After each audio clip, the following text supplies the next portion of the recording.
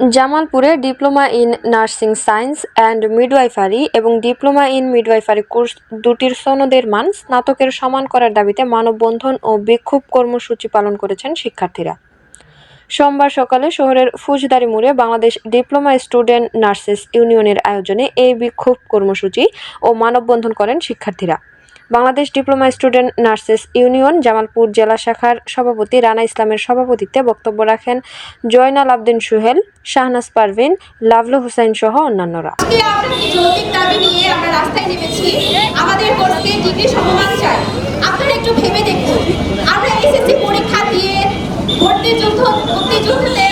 মুক্তিযুদ্ধ দিয়ে তারপর আমরা ডিপ্লোমা কোর্স করি, আবার ইংলিশ মিডিয়ামে 3 বছর।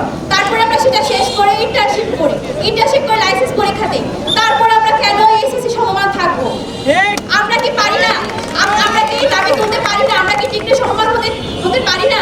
এটা সরকারের কাছে আমাদের দাবি এবং আমরা আমাদের দাবি সফল করে নিয়ে ঘরে ফিরবো। স্লোগান দিব, এক দফা এক দাবি, ডিপ্লোমাকে ডিগ্রি সমমান চাই। এসএসসি পরীক্ষা দিয়ে এসে ডিপ্লোমাতে ভর্তি হওয়ার পর আবার আমাদের এসএসসি সমমান দিচ্ছে, তখন আমাদের তো আর এগুলো নিয়ে বসে থাকলে হবে না। আমরা রাস্তায় নেমেছি আমাদের দাবি পূরণের লক্ষ্যে। আমাদের দাবি মানতে হবে, আমাদের দাবি একটাই, ডিপ্লোমাকে আমরা ডিগ্রি চাই।